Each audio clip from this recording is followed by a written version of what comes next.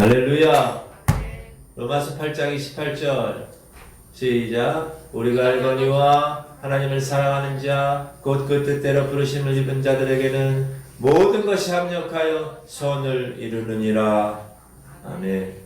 여러분, 그 공동체 성경 통독 우리 지구촌 밴드에서 하는 거 있잖아요. 얼마나 많은 사람들이 호응을 해주시는지 정말 놀랐어요. 제가 다 아멘. 여러분 너무나 훌륭하신 분들이에요. 제가 여러분을 칭찬하고 축복합니다. 하나님이 그 중심을 보실 거예요. 그래서 하나님과의 약속을 이제 12월 31일까지 지키는 거예요. 그럼 여러분이 뒤를 딱 돌아보면 내가 이만큼 자랐네. 여러분의 영이 그만큼 자란 걸 느낄 수 있을 거예요. 피아노를요, 베이토벤 피아노를 열심히 그냥 막 하루에 몇 시간씩 쳐요. 시험 볼 때. 엉덩이 딱 뛰어날 정도로 피아노 의자에 앉아가지고. 그리고 나서 어느 순간에 딱 위치에 딱 도달하게 돼서 내가 뒤를 딱 돌아보면 녹음을 딱 해보면 그 수준이 그렇게 높아지는 거예요. 자기는 잘 몰라. 이슬비처럼 잔잔하게 여러분이 말씀을 매일 선포하고 로마서 8장 28절 우리가 알거니와 착 선포하고 밴드에서 말씀을 탁 읽으면서 쫙 읽으면서 그러면 여러분이 이제 차근차근 영이 자라는 거예요. 그럼 12월 31일 날 딱 뒤를 돌아보면 내가 이만큼 자라있어. 아멘. 여러분 초심대로 또 지금 아직 안 하신 분들은 또 지금부터 오늘이라도 4일이니까 다 준비하면 좋을 것 같습니다. 오늘 갈라디아서 2장 제가 제목을 위선 그렇게 했어요. 본문의 내용에 이제 제가 말씀드리겠지만 우리에게 있어서 목사로서 여러분 성도님들로서 하나님의 사람으로 살아가는데 위선적인 일들이 많이 있어요. 예수님의 베드로 사도 제일 반장이라고 하는 제일 수위권에 있는 그 베드로 목사님이 오늘 그 밑에 있는 하수 바울 목사님한테 책망을 당하는 왜 위선 때문에. 자, 우리가 지난 어제 1장에서는 사도 바울 목사님이 계속 그 갈라디아 교회에서도 그 본인의 그 사도권에 관한 변호를 계속 한다고 제가 말씀드렸죠. 나는 예수 그리스도로부터 직접 계시를 받고 그 말씀에 순종해서 이방인의 복음 전도자가 된 사람이야. 나는 예루살렘 교회는 12사도와는 전혀 다른 유대인에게 복음을 전하는 그런 사람들과는 다른 이방인에게 복음을 전하는 독립되어 있는 사람이야. 이렇게 계속 입증을 하는 거예요. 자, 그러면 우리가 이런 질문을 합니다. 그러면 예루살렘에 그 저쪽에 있는 예루살렘 교회, 원래 본토에 있는 그 예루살렘 교회 12사도들과 지금 사도 바울을 순회 전도하면서 이방인 여러 고린도, 갈라디아서, 에베소, 빌립보서 막 이렇게 하는 그런 사도 바울 목사님과는 어떤 관계가 있는가를 우리가 알 수 있어야 됩니다. 그래서 오늘 첫 번째는 할례와 구원은 상관이 없다. 할례는 뭔지 아시죠? 유대인들은 태어나자마자 응애 태어나면 8일 만에 할례를 해요. 남자인 경우에 고추의 그 껍데기를 잘라가지고 표시를 해요. 지금 우주로 얘기하면 포경수술을 하는 거예요. 근데 어릴 때 하니까 모르겠죠. 울기만 하겠죠. 그래서 걔가 점점 자라면서 화장실 가서 고추를 볼 때마다 무슨 생각을 할까요? 왜 내 고추는 내 옆에 있는 애가 다를까? 그렇게 생각을 할 거 아니에요. 그러면 엄마 아빠한테 물어볼 거예요. 그럼 엄마 아빠가 뭐라 그럴까요? 너는 하나님이 선택하신 유대인의 자녀야. 유대인들은 항상 할례를 해야 돼. circumcise. 할례를 할 때 그 표시가 우리 유대인들에게 육적인 표시야. 육적인 표시. 그래서 할례와 구원. 그래서 모든 하나님의 백성들은 다 할례를 해야 돼요. 8일 만에. 유대인들 할례를 안 하면 안 돼. 그게 하나님이 허락하신 율법의 명령이니까. 그래서 아브라함도 처음에 자기가 본토 친척 아비 집을 떠나 하나님께 부름 받기 전에는 유대인이 아니었지만 하나님 나중에 너를 통하여서 모든 민족, 유대 민족, 12지파, 이스라엘, 아브라함, 이삭, 야곱의 12지파를 통해서 하나님 나라를 이룰 텐데 그 하나님 나라를 이룰 사람들은 다 표시를 해야 돼. 그래서 이 아브라함은 할아버지 때 할례를 해요. 하나님 명령한 그때. 그 이후에는 이제 이삭부터는 난지 8일 만에 할례를 하는 거예요. 유대인들은 모두 해야 돼. 모두. 그런데 신약시대 예수 그리스도께서 오신 다음 이후에는 할례를 해야 되느냐 안 해야 되느냐 이런 문제가 막 유대인들 사이에서 왜 이방인들도 구원을 받는 것을 경험하게 되니까. 그러니까 이제 회의를 하는 거예요. 회의를. 교회 회의를 하는 거예요. 지도자들이 야 이거 우리가 어떻게 기준을 세워야 되지 않을까? 예수 믿는 사람들에게도 할례를 해야 되느냐 안 해야 되느냐 이런 것에 관해서 이방인인데 어떻게 할례를 하냐 유대인이 아닌데 이런 것에서 회의를 하는 거예요. 그래서 사도행전 여러분이 9장에 보면 그런 예루살렘 회의에 관한 얘기가 나오고 그리고 사도 바울 목사님이 그 예루살렘을 이제 떠나서 이제 이렇게 순회 전도하다가 14년 만에 예루살렘 교회를 가요. 왜 가느냐? 회의 참석하기 위해서. 그래서 율법과 은혜에 대한 문제에 대해서 그 지도자들이 어떤 진단을 하고 어떤 지표를 만들어 줘야 되잖아요. 그것에 관해서 이야기하는 거예요. 우리 1절 보면 시작. 14년 후에 내가 바나바와 함께 디도를 데리고 다시 예루살렘에 올라갔나니. 사도 바울 목사님은 계시로 인해서 이 회의에 참석하게 되는데 2절 시작.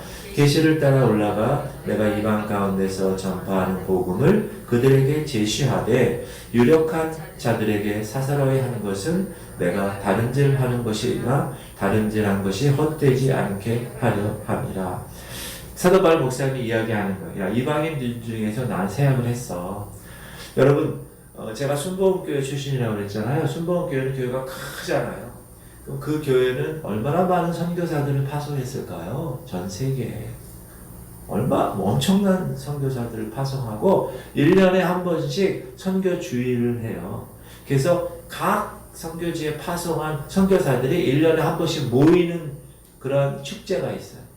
아프리카, 남미아메리카, 유럽, 북아메리카 이렇게. 그러면 처음에 입장할 때 올림픽처럼 입장해요. 길을 딱 들고 인디안 선교를 그러면 그들이 그냥 올 때 자기 선교사들만 오는 경우도 있지만 자기가 선교했던 그 원주민들까지 다 와요. 그럼 진짜 축제예요. 그러고 나서 그 팀들이 선교대회 일주일이면 일주일, 열흘이면 열흘 할 때마다 항상 예배 전에 얼마나 예배가 많겠어요? 하루 종일 하는 거니까. 그러면 그때마다 찬양을 하는데 아프리카 선교사와 아프리카 원주민들이 와가지고 막 아프리카 복장으로 막 하고요. 얼마 그런 거예요. 지금 예루살렘 교회에 각 이방 지역으로 파송된 선교사들이 지금 온 거예요. 여기 와가지고 이제 이렇게 보여주는 사역 보고를 하는 거죠. 사역 보고를. 근데 어떻게 보고하느냐? 이 바울 목사님이 이방인 교회에 열심히 전도해서 열심히 개척하고 교회 세우고 백성들을 다 이렇게 하나님의 구원받은 백성들을 이렇게 했다는 거를 이제 이야기하는 거예요. 지교회 설립을 이렇게 도왔습니다. 이렇게. 그런데 이 모교회인 예루살렘 교회에서 그 어떤 지표를 어떤 원리를 딱 세워줘야 되는데 그 문제가 뭐냐? 할례와 구원의 문제라는 거. 이방인들에게도 구원은 분명히 임했는데 할례를 해야 되는 것인가? 그것이 소위 예루살렘 종교회의라는 거. 예루살렘 종교. 사도행전 15장에 있는데 자, 사도행전 15장을 잠깐 읽어봅시다. 시작. 어떤 사람들이 유대로부터 내려와서 형제들을 가르치되 너희가 모세의 법대로 할례를 받지 아니하면 능히 구원을 받지 못하리라 하니. 유대인들은 예수 그리스도를 복음 가운데 믿는 사람들에게도 할례를 해야 된다는 얘기를 하는 거예요. 2절 바울 및 바나바와 그들 사이에 적지 아니한 다툼과 변론이 일어난지라. 형제들이 이 문제에 대하여 바울과 바나바와 및 그 중에 몇 사람을 예루살렘에 있는 사도와 장로들에게 보내기로 작정하니라. 그래서 예루살렘 회의에 참석한 거예요. 3절 그들이 교회의 전송을 받고 베니게와 사마리아로 다니며 이방인들이 주께 돌아온 일을 말하여 형제들을 다 크게 기쁘게 하더라. 예루살렘 교회 가서 보고하니까 야 그랬어? 칭찬하고 박수치는 거예요. 4절 예루살렘에 이르러 교회와 사도와 장로들에게 영접을 받고 하나님이 자기들과 함께 계셔 행하신 모든 일을 말하며 5절 바리새파 중에 어떤 믿는 사람들이 일어나 말하되 이방인에게 할례를 행하고 모세의 율법을 지키라 명하는 것이 마땅하다 하니라. 이렇게 주장을 했다는 거예요. 그래서 6절 사도와 장로들이 이 일을 의논하러 모여 어디에? 예루살렘 교회에 모였다. 그래서 전승에 의하면 예루살렘 교회 회의에 4차례 모였다 이렇게 돼요. 공식적인 모임이 있었고 바울이 지도자들과 개인적으로 만난 경우도 있었고 또 공식적으로 토론한 것도 있고 또 사적으로 이야기한 것도 있었다. 그렇죠? 그렇게 근데 이제 사도 바울 목사님은 자기가 지금은 여러분 모든 교리라든지 모든 그 교단에서 하는 이런 것들이 다 정해져 있어요. 법으로. 그러나 이 당시에는 그렇게 되지 않았어요. 그리고 바울 목사님이 처음으로 예루살렘을 떠나서 이방인들에게 복음을 전했기 때문에 사도 바울 목사님도 생각하는 것, 내가 이렇게 전한 것이 맞는 것인가? 그리고 예루살렘에 있는 유대 종교 지도자들도 그것이 맞는 것인가? 그런데 이 사도 바울 목사님이 그거 하기 전에 개인적으로 만나요. 사람들을 만나가지고 자신의 메시지, 주님께 받은 이방인의 사도로서의 책무를 난 이렇게 감당했어요. 라고 이제 올바른 것인 것을 이렇게 개인적으로 이야기를 해요. 공식적인 논쟁을 피하는 것보다는 아주 바울이 지혜로운 행보를 한 거예요. 일단 개인적으로 섭외를 다 해서 난 이렇게 사역을 감당했어요. 그렇게 얘기하는 거예요. 디도라는 사람이 있는데 같은 사역자로 바울과 함께 있었는데 그는 이방인이었어요. 우리가 이방인에 가다 보면 우리도 지금 여러분 아프리카 선교를 하면 한국 선교사가 아프리카 선교해서 선교하기도 하지만 선교가 어느 정도 무르익고 열매가 맺으면 원주민들 그 아프리카 사람을 사역자로 세우죠. 거기 신학교를 세우고 거기서 목사수를 받게 하고 본토 사람들로 하여금 사역을 하게 하는 거죠. 3절 보면 오늘 본문 시작 그러나 나와 함께 있는 헬라인 디도까지도 억지로 할례를 받게 하지 아니하니 사도 바울 목사님은 자기가 생각할 때 이방인들에게 굳이 할례를 받게 해야 되느냐. 디도 사역자는 이방인인데 헬라 사람인데 그리스 사람인데 이 사람까지 할례를 받게 하면 되지 않느냐 이렇게 얘기를 한 거예요. 근데 유대인들은 아까 얘기했듯이 무조건 할례를 받아야 된다 이렇게 얘기한 거죠. 그래서 사도 바울 목사님은 이런 얘기를 하는 거예요. 야 할례와 예수 그리스도 십자가를 믿는 구원은 별개 문제다. 별개 문제다. 그것은 유대인들만 하는 예식이야. 지금도 여러분 유대인들은 해요. 남자들은 태어난 지 8일 만에. 그런데 이제 그곳에 있는 갈라디아 교회 내에 있는 거짓 교사들, 거짓 이런 선지자들, 형제들이 그런 문제를 가지고 이제 분열을 일으키고 교회를 막 망가뜨리려는 그러한 조짐이 있었다. 그러니까 사도 바울은 그것에 대해서 가만히 있지 않고 정확한 진리의 복음을 전해서 이긴 그런 이야기입니다. 4절 이는 가만히 들어온 거짓 형제들 때문이라. 그들이 가만히 들어온 것은 그리스도 예수 안에서 우리가 가진 자유를 엿보고 우리를 종으로 삼고자 함이로되 우리가 어제 요 말씀을 읽었잖아요. 그죠? 가만히 여러분 이단들은 가만히 들어와서요 슬며시 그 모든 것들을 이렇게 펼쳐요. 마찬가지 5절 그들에게 우리가 한시도 복종하지 아니하였으니 이는 복음의 진리가 항상 너희 가운데 있게 하려 함이라. 그러니까 무리가 나뉘어졌다는 거예요.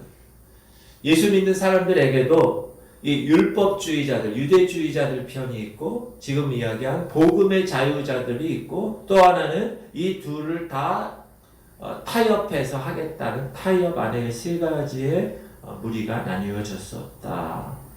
그래서 이 문제에 대한 결론을 이제 하나님께서 이 사도 바울 통하여서 이것은 하나님께 속한 것이야. 그러면서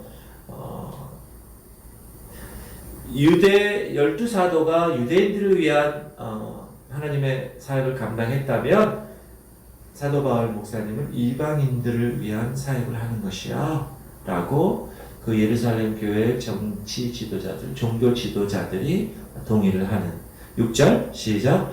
유력하다는 이들 중에 본래 어떤 이들이든지 내게 상관이 없으며 하나님은 사람을 외모로 취하지 아니하시나니 저 유력한 이들은 내게 의무를 더하여 준 것이 없고 도리어 그들은 내가 무할례자에게 복음 전함을 맡은 것이 베드로가 할례자에게 맡음과 같은 것을 보았고 베드로에게 역사하사 그를 할례자의 사대로 삼으시니가 또한 내게 역사하사 나를 이방인의 사도로 삼으셨느니라.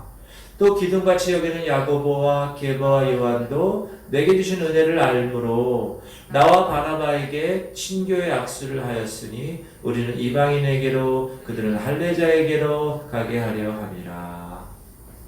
10절 다만 우리에게 가난한 자들을 기억하도록 부탁하셨으니 이것은 나도 본래부터 힘써 행하여 왔노라. 그런 할례 문제 때문에 고민하지 말고 그것은 이렇게 예루살렘은 유대인들을 위하여 또 나는 이방인들을 위하여 이렇게 정하고 우리는 가난한 자들을 위해서 힘쓴다 이런 얘기를 하는 거죠.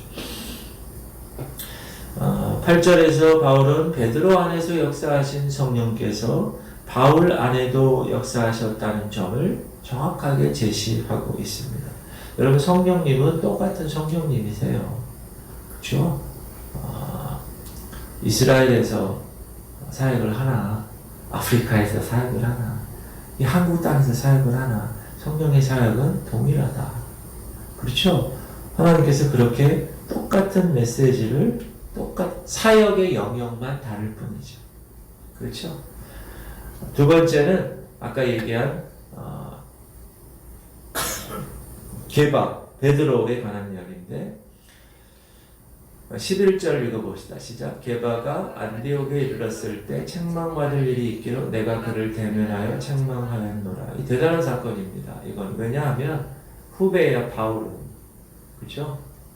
이 베드로는 선배고 나이도 있고 우리 유교주의적인 한국에서는 더 심하겠죠. 그런데 후배 목사가 선배 목사님을 책망한다. 그것도 공식적으로. 그 사건이 뭐냐 하면 예루살렘 회의가 끝났어요. 끝나고 나서 이 베드로가 이 바울과 바나바가 사역하고 있는 안디옥이라는 곳에 가요. 최초의 이방인 교회가 안디옥 교회거든요. 여기가 예루살렘이면 유다와 사마리아와 그다음에 쭉 올라가면 안디옥이라고 있어요. 제일 가깝죠. 그 안디옥 교회에 이제 가게 되는데 방문하게 되는데 누가? 베드로가. 근데 그 전에 사도행전 10장 11절에서 하나님이 베드로를 환상을 보여주세요. 정결한 짐승과 부정한 짐승 이런 거 보자기에 이렇게 내려와서 부정한 짐승들을 먹으라고 그러는 거예요. 유대인에게 있어서는 정결치 못한 거 먹지 않거든요. 그런데 하나님이 환상 중에 먹으라고 그러는 거예요. 안 먹습니다는 이건 성경의 율법에 이거 정결하지 못한 거 안 먹습니다. 먹어! 그래서 그 환상을 딱 깨고 나서 요바에 있는 고넬료의 가정에서 신방오라고 얘기를 하는 거예요. 가이사라에 있는 요바로. 그러니까 베드로가 그래서 하나님의 음성을 듣고 가요. 그 이방인 이 고넬료 가정에 하나님 말씀을 선포하고 기도를 했는데 성령이 충만하게 된 거예요.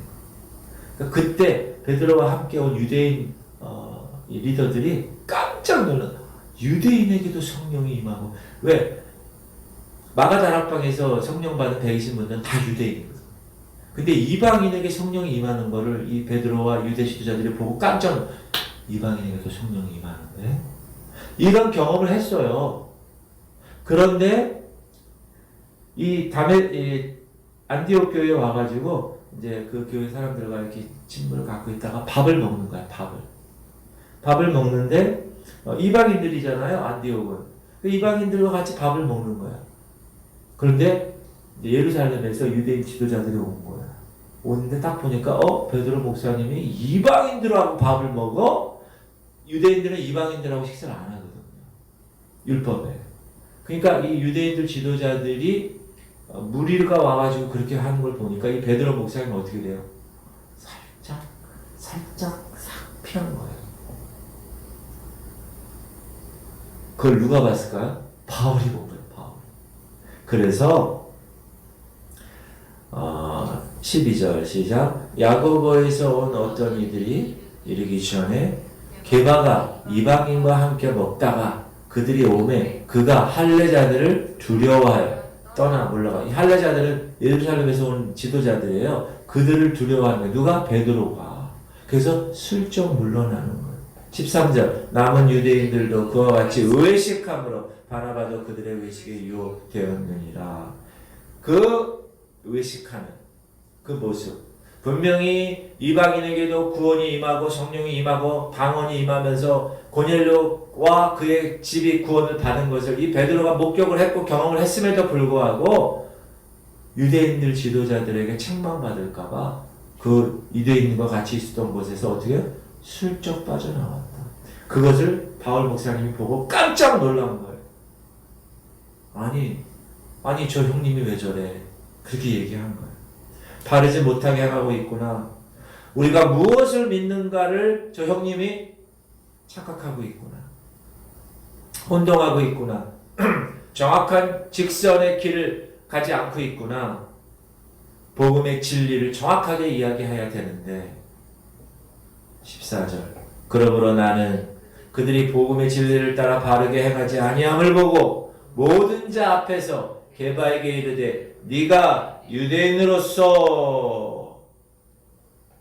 이방인을 따르고 유대인답게 살지 아니하면서 어찌하여 억지로 이방인을 유대인답게 살게 하려느냐 하였노라. 이해하시죠? 아니 어떻게 형님 게바 목사님 이러실 수 있습니까? 하고 정확하게 얘기해요. 그걸 왜 공식적으로 얘기했는가? 그거는 율법과 복음에 아주 정확하게 짚고 넘어가야 될 문제이기 때문에 그렇다. 율법의 사역으로는 인간을 결코 의롭게 할 수가 없어. 십자가 외에는 누가 유대인 중에 율법으로 말미암아 구원받을 사람이 있어? 너 없어. 라고 얘기합니다. 15절 우리는 본래 유대인이요 이방 죄인이 아니로되 사람이 의롭게 되는 것은 율법의 행위로 말미암음이 아니요 오직 예수 그리스도를 믿음으로 말미암는 줄 알므로 우리도 예수 그리스도 예수를 믿나니 이는 우리가 율법의 행위로서가 아니고 그리스도를 믿음으로써 의롭다함을 얻으려 함이라. 율법의 행위로는 의롭다함을 얻을 육체가 없느니라. 그래서 사도 바울 목사님은 형님 베드로 목사님의 율법으로 돌아간 그 어리석음을 정확하게 지적하고 책망했다. 17절 만일 우리가 그리스도 안에서 의롭게 되려 하다가 죄인으로 드러나면 그리스도께서 죄를 짓게 하는 자냐? 결코 그럴 수 없느니라. 만일 내가 헐었던 것을 다시 세우면 내가 나를 범법자로 만드는 것이라 라고 얘기합니다. 이 헐었던 것이 뭘까요? 율법. 율법은 이제 십자가를 통해서 다 헐어졌는데 그걸 다시 세우고 있어? 형님? 베드로 형님? 이렇게 얘기합니다. 율법으로 돌아가는 것은 십자가상에서 그리스도 예수께서 이루신 것을 부인하는 거야 라고 정확하게 얘기합니다. 바울은 베드로에게 그의 믿음과 그의 행동이 일관성이 없어요 라고 책망하는 거예요. 여러분 우리가 하나님의 거룩한 백성으로 태어나서 하나님 말씀대로 이제 외우고 암송하고 그렇죠? 되새김질해서 하나님 말씀이 나의 능력의 영적인 힘이 돼서 자라나는데 우리가 우리의 그 믿음과 그리고 나서 행동은 밖에 나와서는 완전히 개차반으로 한다. 그거는 위선이라는 일관성이 없다. 율법은 우리를 옥죄이고 율법은 우리를 죽이지만 복음은 우리를 살리고 복음은 우리를 다시 일으켜 세우는 것이다. 성도들은 외적인 율법을 지키려고 노력하는 존재가 아니라 살아계신 하나님을 모시고 사는 사람.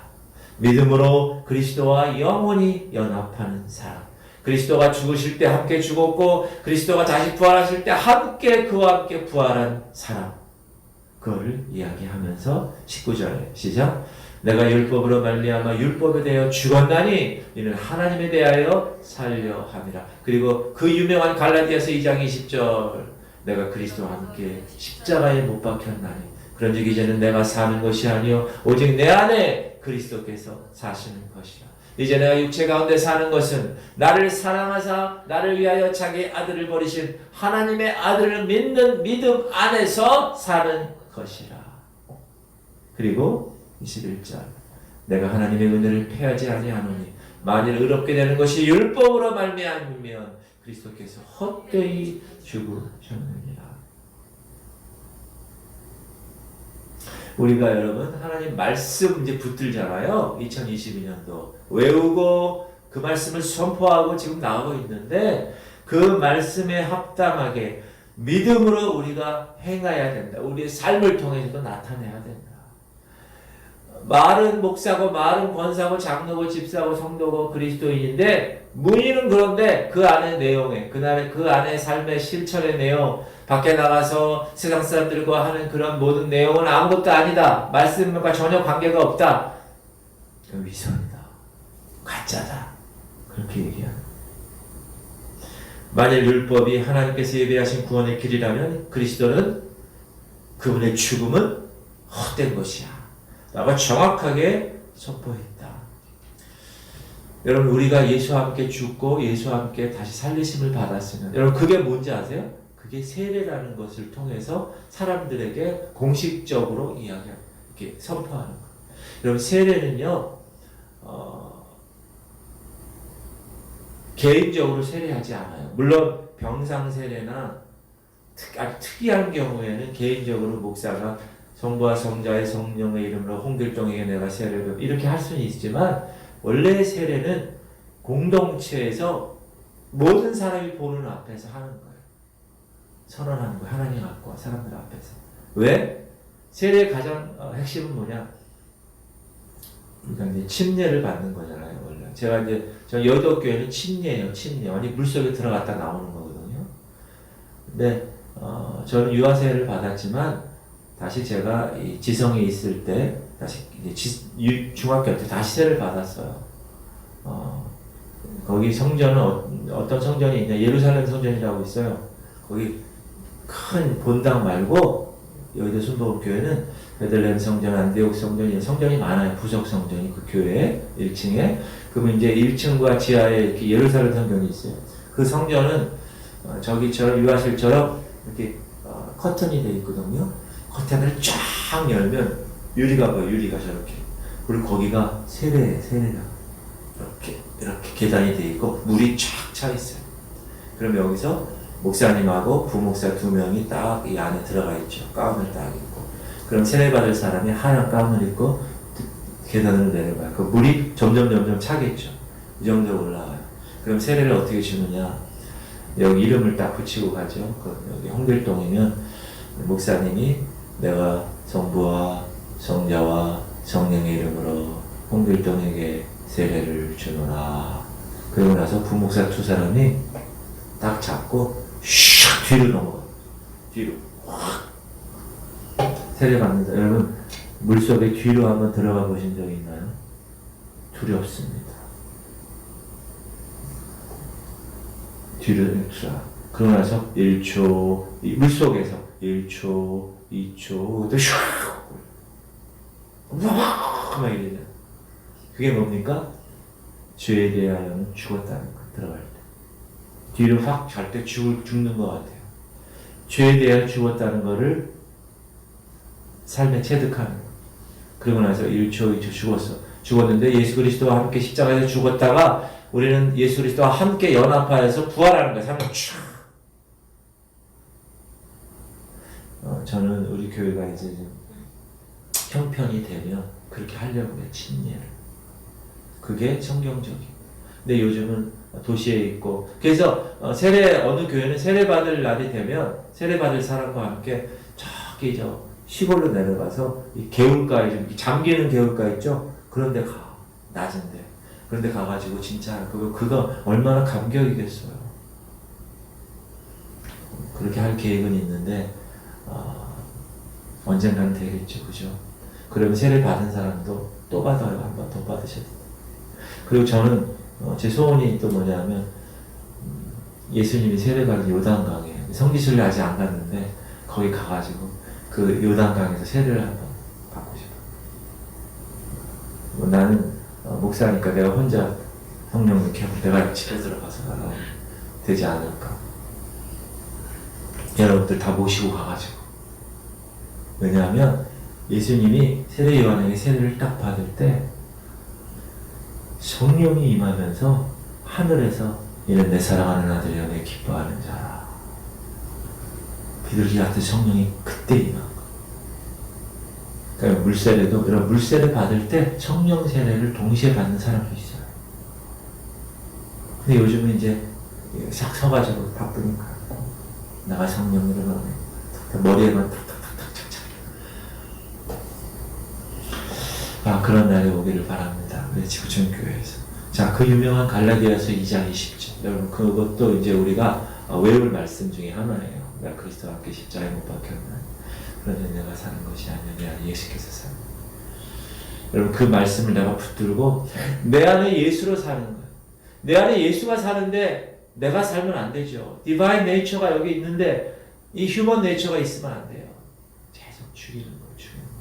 그래서 내 안에 그리스도 예수가 나타나는 삶, 그것이 오늘 하나님이 여러분에게 요구하는 삶이고 우리가 예수를 믿는다는 삶입니다. 여러분 그런 삶을 사시기를 주 여러분으로 축원드립니다. 기도 제목을 제가 3가지 오늘도 여러분에게 제시하는데, 하나님 우리 지구주교회 성도들이 삶을 사는 데 있어서 삶 따로 믿음 따로 살지 않게 하시옵소서. 일관성 있게 정말 내가 하나님의 거룩한 백성이라면 말씀 가운데 살게 하여 주시옵소서. 2번째, 우리 지구촌교회 성도들이 형식에 매이지 않게 하시옵소서. 율법, 야 너 이거 해야 돼, 할례 너 이거 해야 돼, 그런 게 아니라 오직 예수, 오직 예수, only Jesus, 예수 그리스도 그분만 내가 붙들고 살겠습니다. 3번째, 우리 지구촌교회 성도들이 내 안에 있는 나는 죽고 예수로 사는 내 인간적인 휴먼 네이처를 죽고 디바인 네이처, 하나님의 성품이 내 삶 가운데 차고 넘칠 수 있는 그게 성령 충만이거든요. 그런 삶을 살 수 있도록 주님 인도하여 주시옵소서. 우리 주님 이름 한 몸으로 통성으로 기도합시다. 주여 하나님 감사합니다. 오늘도 하나님 우리의 삶을 통하여 주님의 역사가 일어나기 원합니다. 하나님 내가 목사로 이 땅에 살지만 내 삶은 저 밖에 나가서 예수 믿지 않는 사람과 똑같다면 그건 가짜예요. 그건 위선입니다. 하나님 그 위선에 빠지지 않도록 이 게바 베드로 목사님조차도 그런 일을 행했습니다. 하나님 우리에게 그런 일을 행하지 않도록 삶의 일관성이 있도록 하나님 믿음 따로 삶 따로가 아니라 하나님 믿음과 삶이 같이 가는, 그래서 형식에 매이지 않고 율법에 매이지 않고 하나님이여 내 삶이 자유로워 하나님 십자가 예수 그리스도 그분만을 붙들고 나갈 수 있도록, 그래서 내 안에 나는 죽고 예수가 사는 삶, 그것이 성령 충만한 삶, 하나님의 거룩한 삶임을 깨닫고 내가 태어났다면 말씀을 먹고 자라고 그 자람의 그 과정에서 거룩함을 내 삶 가운데 사람들에게 나타나는 놀라운 역사, 하나님 그런 삶이 오늘도 살기 원합니다. 주님 역사하시고 주님 인도하시옵소서. 주님 감사합니다. 주님 찬양합니다. 주님과의 영광과 존귀와 경배를 드립니다. 주님 받으시옵소서.